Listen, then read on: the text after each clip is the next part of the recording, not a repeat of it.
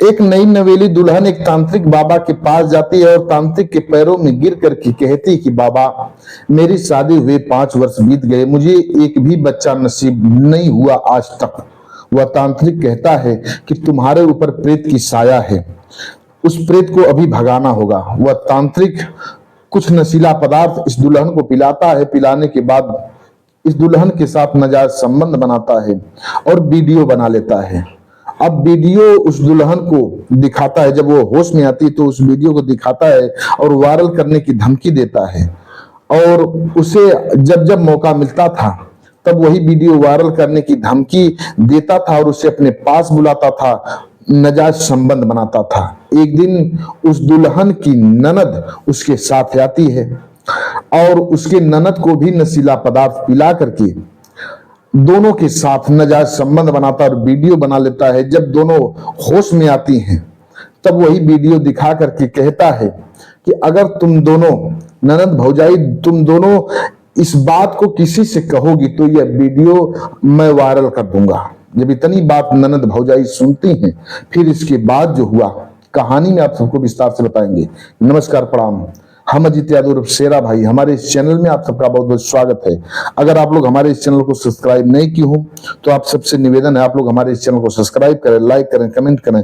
कहानी अच्छी लगे तो उसको शेयर जरूर करना। बड़ी ही रोचक कहानी है, इस कहानी को आप लोग पूरा सुनिएगा। हम उम्मीद करते हैं कि आप लोग पसंद करेंगे। यह कहानी शुरू होती है गुजरात प्रांत से। यही इलाका पड़ता है एक मंडोल इलाके के रहने वाले एक व्यक्ति जिनका नाम दामोदर दास होता है।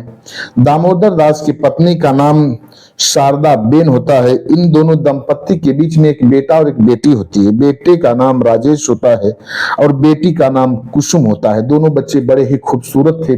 दोनों बच्चे पढ़ने लिखने में काफी होनहार निकलते हैं। दामोदर दास जी खेती गृहस्थी का काम किया करते थे, उसी से अन्न उपजाते थे और बच्चों का पालन पोषण करते थे, घर का खर्च चलाते थे।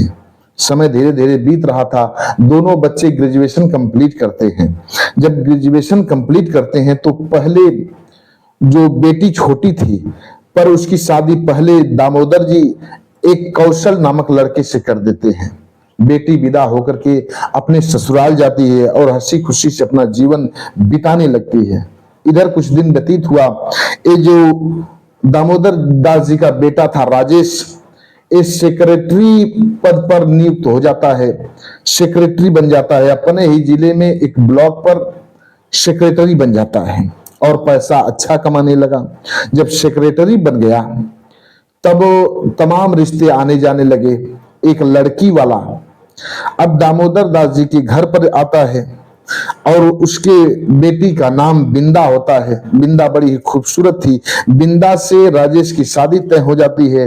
राजेश अपनी बारात को बड़ी धूमधाम से लेकर के बिंदा के घर जाता है, उसके पिता के घर जाता है और पूरे रस्मों रिवाज के अनुसार शादी करता है। शादी करने के बाद सवेरा होता है तो बिंदा को विदा करा करके अपने घर पर लेकर के आता है और शाम को जो रस्म होता है सारी रस्मों को निभाते हुए अपनी सुहागरात मनाता है। सुहागरात मनाने के बाद फिर अपने कार्य में लिप्त हो जाता है। सभी लोग अपने अपने काम में लिप्त हो जाते हैं। धीरे धीरे समय बीतने लगता है। ऐसे ही करीब करीब 5 वर्ष का समय बीत जाता है। जब 5 वर्ष का समय बीत जाता है, बिंदा को एक भी बच्चा नसीब नहीं होता है। बिंदा काफी परेशान हो जाती है। अपने पति राजेश से रो रो करके कहती है कि मुझे लगता है कि एक भी बच्चा नसीब नहीं होगा। राजेश अपनी पत्नी बिंदा को खूब समझाता है, कहता है कि ये ऊपर वाला जो ऊपर वाला करता है वो ठीक ही करता है, हो न हो तुम्हें बच्चा मिल ही जाए, बस ऊपर वाले का ध्यान करो और ऊपर वाले से प्रार्थना करो, जरूर बच्चा पैदा होगा। अभी उम्र ही क्या है हम दोनों की, अभी शादी हुई महज 5 वर्ष बीते हैं, तुम इतनी परेशान क्यों हो रही हो। बिंदा बार बार रोती है। तब जो राजेश था अपनी पत्नी को बहुत दवा दारू कराता है, दवा इलाज कराता है, लेकिन कोई रिस्पांस नहीं मिल रहा था। एक दिन की बात है, राजेश अपनी ड्यूटी पर गया हुआ था। बिंदा उठती है अपने घर से, गांव के कुछ दूरी पर करीब करीब 5 किलोमीटर की दूरी पर एक तांत्रिक बाबा रहा करते थे। तांत्रिक बाबा काफी चर्चा में थे। जब बिंदा उस तांत्रिक बाबा के बारे में सुनती है तो सोचती है क्यों ना तांत्रिक बाबा के पास चलूं और उनसे दुहाई दूं, मिन्नतें करूं, हो न हो कोई ऊपरी साया हो, भूत प्रेत की साया हो, बाबा झाड़ फूक दें और हमें बच्चा नसीब हो जाए। यही सोच करके वह बिंदा अकेले ही बहाना घर से बनाती कि मैं अपने मायके जा रही हूं, एक 4 व्हीलर कार बुक करती है। फिर इसके बाद तांत्रिक बाबा के पास पहुंच जाती है और 4 व्हीलर कार बाहर ही खड़ा था और जो ड्राइवर था अपनी कार में बैठा था। बिंदा तांत्रिक बाबा की कुटिया में जाती है। जब तांत्रिक बाबा की कुटिया में जाती है, तांत्रिक बाबा के कदमों पर गिर करके रोने लगती है, कहती है बाबा मेरी शादी हुए 5 वर्ष बीत गए, मुझे एक भी बच्चा नसीब नहीं हो रहा है, कुछ कृपा करिए बाबा, कुछ कृपा करिए। वह तांत्रिक जब अपनी नजर उठा करके देखता है, बिंदा बड़ी ही खूबसूरत थी। बिंदा को देख करके वह तांत्रिक मोहित हो जाता है, कामुक्त हो जाता है। अब कहता है कि तुम्हारे ऊपर कुछ भूत प्रेत की साया है, उसी भूत प्रेत को अब भगाना होगा। जब भूत प्रेत तुम्हारे ऊपर से भग जाएंगे तब तुम्हें बच्चा नसीब हो जाएगा। इतनी बात जब बिंदा सुनती है, मुस्कुराने लगती है। इतने में जो तांत्रिक था कुछ चाय में नशीला पदार्थ लेकर के आता है, बिंदा को पिलाता है। बिंदा बाबा की प्रसादी समझ करके उस चाय को पी लेती है। जब ही चाय पीती है, करीब करीब 5 मिनट बाद वह अर्ध बेहोशी अवस्था में आ जाती है। उसे कुछ समझ में नहीं आ रहा था कि उसके साथ हो क्या रहा है। इतने में वह तांत्रिक बिंदा के पास आता है, उसके कपड़ों को उतारता है। बिंदा रोक भी नहीं पाती है क्योंकि उसे कुछ समझ में ही नहीं आ रहा था। उसका जो हाथ पैर था वो काम बिल्कुल करना बंद कर रहा था, पूरा शरीर शिथिल हो रहा था। अब वह तांत्रिक अपने बेड पर सुला देता है बिंदा को। सुलाने के बाद बिंदा के साथ नाजायज संबंध बनाता है और संबंध बनाते समय वीडियो बना लेता है। वीडियो बनाने के बाद जब वो नाजायज संबंध बना करके हटता है, कुछ ही देर बाद बिंदा अपने होश में आती है। जब होश में आती है, देखती है उसके बदन से उसके कपड़े छत बिछत पड़े हुए हैं। वह समझ जाती है तांत्रिक मेरे साथ धोखा कर चुका है। अब तुरंत तांत्रिक आता है, बिंदा को वो वीडियो दिखाता है जो वीडियो बना लिया था संबंध बनाते समय। बिंदा से कहता है कि बिंदा अगर इस बात को किसी से कहोगी तो यह वीडियो वायरल कर दूंगा। अगर तुम्हारी बड़ी बदनामी होगी, तुम्हारा पति सेक्रेटरी है, तुम्हारी बड़ी बदनामी होगी। बिंदा समझ जाती है कि मैं इस तांत्रिक के जाल में फंस चुकी हूं। अब वह अपने घर रोती बिलखती अंदर अंतरात्मा से रो रही थी पर किसी से बताती नहीं है। फिर अपने घर चली जाती है। अब जब जब वह तांत्रिक बिंदा को फोन करके कहता कि तुम मेरे पास आओ, वह बिंदा मजबूर हो जाया करती थी, तांत्रिक के पास आती थी। जब आने से इनकार करती थी तो वह वीडियो वायरल करने की धमकी देता था। इसलिए लाचार होकर के वह बार बार तांत्रिक की बात को मान करके उसके कुटिया में आती, वह तांत्रिक उसके साथ नाजायज संबंध बनाता। एक दिन की बात है, जो कुसुम थी उसकी ननद बिंदा की, कुसुम अपने मायके आई हुई थी। जब मायके आई थी, एक दिन तांत्रिक फोन करता है, बिंदा को अपने पास बुलाता है। अब बिंदा घर से चल देती है तांत्रिक बाबा के पास। अपने ननद से कहती है कि मैं बाबा के पास जा रही हूँ, बाबा झाड़ फूक देंगे तो हमें बच्चा नसीब हो जाएगा। जब इतनी बात हुआ, बिंदा की ननद कुसुम सुनती है। कुसुम कहती है कि भाभी मैं भी तुम्हारे साथ चलूंगी, मुझे भी अपने साथ ले चलो। जब इतनी बात बिंदा सुनती है, सोचती है कि इसे कैसे मना करूं। अगर अपनी ननद को मना करती हूं तो यह समझ जाएगी कि हो न हो उस तांत्रिक से इसका कोई अफेयर है, इसलिए मुझे मना कर रही है। बिंदा अब उसे मना नहीं करती अपनी ननद को। कुसुम को अपने साथ लेती है बिंदा और अपने साथ लेकर के उस तांत्रिक बाबा की कुटिया में पहुंचती है। अब तांत्रिक दोनों को चाय पिलाता है, वही नशीला पदार्थ, कुसुम को और बिंदा को। दोनों जब चाय पी लेती हैं, दोनों अर्ध बेहोशी अवस्था में हो जाती हैं। वो तांत्रिक दोनों के साथ नाजायज संबंध बनाता है और दोनों का वीडियो बना लेता है। जब दोनों थोड़ी होश में आती हैं तो कुसुम को और बिंदा दोनों को वीडियो दिखा करके कहता है कि इस बात की जानकारी अगर तुम दोनों किसी को दोगी तो समझ लेना कि इस वीडियो को वायरल करने में मुझे देर नहीं लगेगी। दोनों डर जाती हैं, दोनों रोने लगती हैं। किसी को कुछ समझ में नहीं आ रहा था क्या करें।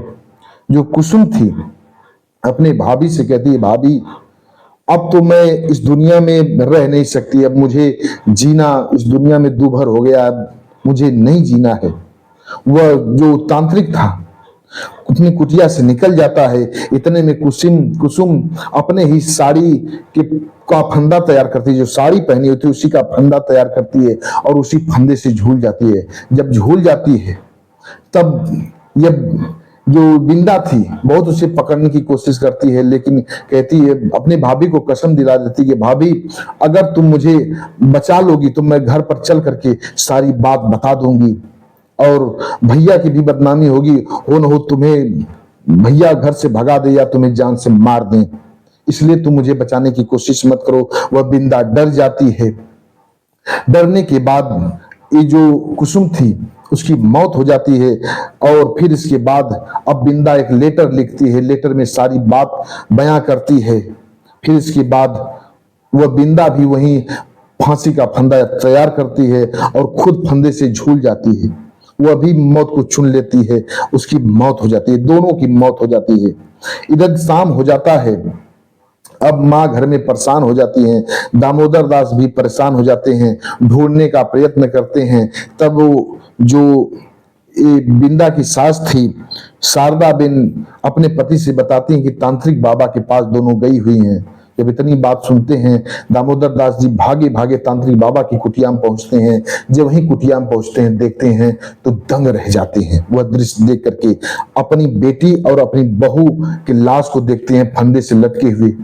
दामोदर दास जी दंग रह जाते हैं। तुरंत अपने बेटे को फोन लगाते हैं। बेटा राजेश आनंद फानन में भागते हुए वहां आता है, देखता है, वह अभी अवाक रह जाता है। तुरंत पुलिस को इन्फॉर्म करते हैं, पुलिस आती है, दोनों के शव को पुलिस बरामद करती है, पोस्टमार्टम के लिए भेज देती है। फिर इसके बाद उस तांत्रिक की गिरफ्तारी के लिए पुलिस तैनात हो जाती है, ढूंढने लगती है। एक हफ्ते बाद वह तांत्रिक मुंबई में पकड़ा जाता है।